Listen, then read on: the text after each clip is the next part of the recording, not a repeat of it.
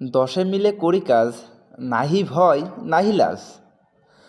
সকাল সকাল চলে আসছে আমাদের এই জমিতে কোপাইতে, সকাল সকাল চলে আসছে। আসলে একা এই জমিতে কোপানো সম্ভব না, তার জন্য আমি সর্বপ্রথম আসছি এবং আমার এলাকার ছোট ভাই ব্রাদার 8-10 জন মিলে ওদেরকে আমি পাইট নিছি।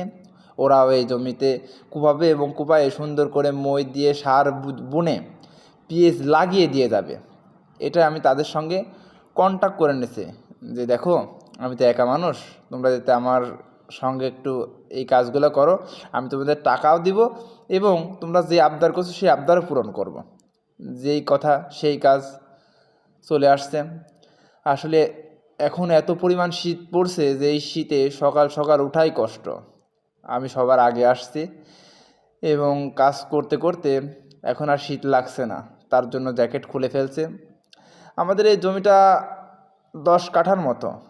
আমরা গোবরের সার দিয়ে দিচ্ছি, যেহেতু প্রতিটা জমিতেই আমরা জৈব সার ব্যবহার করছি এবং আমাদের গোবরের সারের অভাব নাই। আমাদের যেহেতু বাসায় গরু আছে, গোবরের সার পর্যাপ্ত পরিমাণ, যতটুকু যে ভুঁই ততটুকু পরিমাণ দিয়েছি এবং কোনো কোনো ভুঁইতে অনেক বেশি পরিমাণও দিয়েছে। আসলে লাগানো প্রায় শেষ। আমাদের এই জমি লাগাইলে আমাদের এই বছরের মতো পেঁয়াজ লাগানো শেষ। আসলে আল্লাহর রহমতে এবার মোটামুটি ভালোই পেঁয়াজ লাগালাম। দেখি আল্লাহ কতটুকু কেমন কি ফলন দেয়। আসলে চাষ আপনি যেমনভাবেই করেন না কেন, মহান আল্লাহ যদি আপনাকে ভালো ফলন দেয় তাহলে কিন্তু আপনার ফসল অনেক লাভজনক হবে এবং আপনারও মুখে অনেক হাসি ফুটবে। যেহেতু ফসল ফলাইতে অনেক টাকা লাগে এবং পেঁয়াজের চাষ করতে অনেক সার খরচ হয় এবং এটা 2.5 মাসের ফসল। আপনি যদি পর্যাপ্ত পরিমাণ ভালো ফসল পান তাহলে কিন্তু আপনার লাভ হবে ইনশাল্লাহ। আসলে অনেক সকাল সকাল আসছি, যেহেতু সকালবেলা সবাই বলছে ভাইয়া মুড়ি মাখিয়ে আনো। আমিও বাসা থেকে জোরে জোরে ভাজা দিয়ে মুড়ি দিয়ে মাখিয়ে নিয়ে পানি নিয়ে চলে আসছে। যেহেতু সকাল ভোরে এসে কোপানোর কাজ করা লাগছে এবং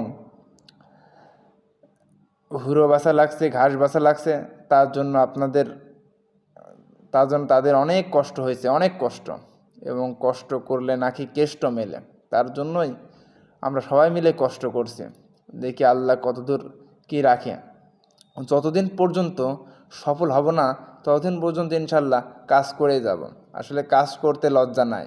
অনেক মানুষ অনেক কথা বলে যে তুমি এত কাজ করো, এই এটা করো ওটা করো।